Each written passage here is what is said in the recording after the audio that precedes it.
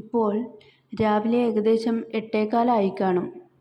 നേരത്തെ എടുക്കണമെന്ന് കരുതിയ വീഡിയോ ആണിത്. Each morning is A glorious birth എന്നാണല്ലോ വില്യം വേർഡ്സ്വർത്ത് പറഞ്ഞിട്ടുള്ളത്. പക്ഷേ ലേറ്റായിപ്പോയി. ഈ നീലക്കൊങ്ങണി എന്നും നിറയെ പൂവിടാറുണ്ട്. കപ്പലണ്ടി പിണ്ണാക്ക് 2 ദിവസം വെള്ളത്തിലിട്ട് പുളിപ്പിച്ച ആ വെള്ളം നേർപ്പിച്ചതാണ് സാധാരണ വളമായി കൊടുക്കുന്നത്. ആഴ്ചയിൽ ഒരിക്കൽ ഒഴിച്ചാൽ മതിയാകും.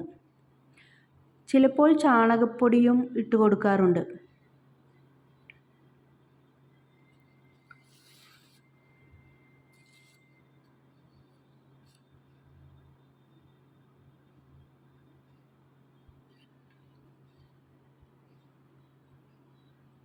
ഈ കാണുന്നതാണ് പുതിന.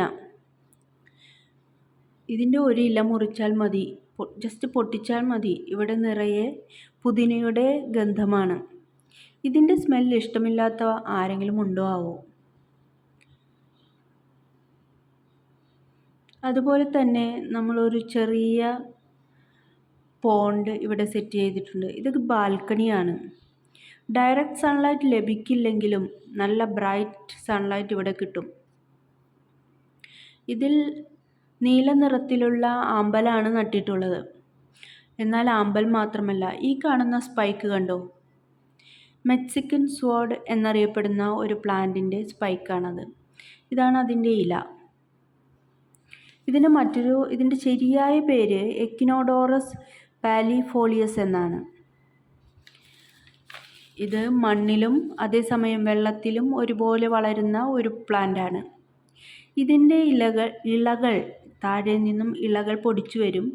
അത് കട്ട് ചെയ്ത് മറ്റൊരു പ്ലാന്റായി നമുക്ക് വളർത്താവുന്നതാണ്.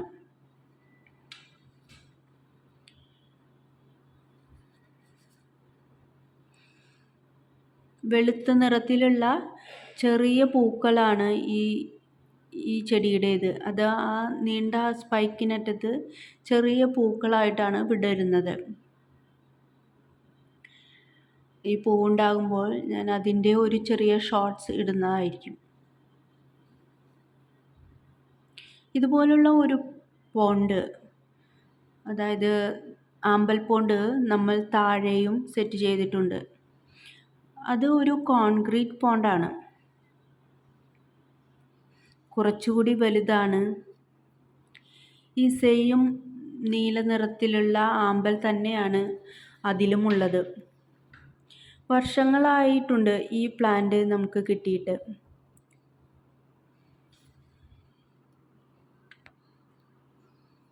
ഇതിൻ്റെ ഇലയുടെ നടുക്കായിട്ട് ഉള്ളിലായിട്ട് ഒരു ബഡ് ഉണ്ടാകും. ആ ഇല തന്നെ കട്ട് ചെയ്ത് മറ്റൊരു പോട്ടിൽ വെള്ളത്തിലിട്ട് ഈ ബഡ് ഒരു ചെറിയ ചെടിയായി ഫോം ചെയ്യും.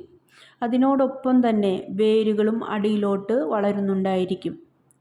ഇത് പിന്നീട് ഒരു പൂർണ്ണ വളർച്ചയെത്തിയ ചെടിയായി മാറുമ്പോൾ നമ്മൾ മറ്റൊരു ടബിലോട്ടോ പോട്ടിലോട്ടോ ചെളിയും ചാണകപ്പൊടിയും മിക്സ് ചെയ്ത് അതിലോട്ട് ഈ പ്ലാന്റിനെ നടാവുന്നതാണ്. എന്നും പൂക്കൾ ഉണ്ടാകുന്ന ഒരു ആമ്പലാണ് ഈ നീല നിറത്തിലുള്ള ആമ്പൽ.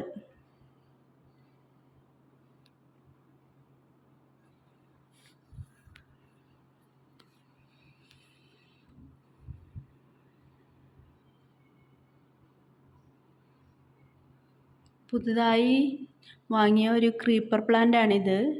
വലിയ മജന്ത നിറത്തിലുള്ള പൂക്കളാണ് ഈ ചെടിയിൽ ഉണ്ടാകുന്നത്. അതിനുവേണ്ടി ഉണ്ടാക്കിയ കയർ കൊണ്ട് സെറ്റ് ചെയ്തിട്ടുള്ള ഒരു ഫ്രെയിമാണിത്. ഈ സ്ഥലത്ത് ഇത് അധികം സ്യൂട്ടബിൾ ആണെന്ന് തോന്നുന്നില്ല. ഇത് മാറ്റി വയ്ക്കേണ്ടതാണ് എന്നാണ് തോന്നുന്നത്. എങ്കിലും കുറച്ചുകൂടി ഫ്ലവേഴ്സൊക്കെ വന്നതിന് ശേഷം നമുക്കിത് മാറ്റി വയ്ക്കാം.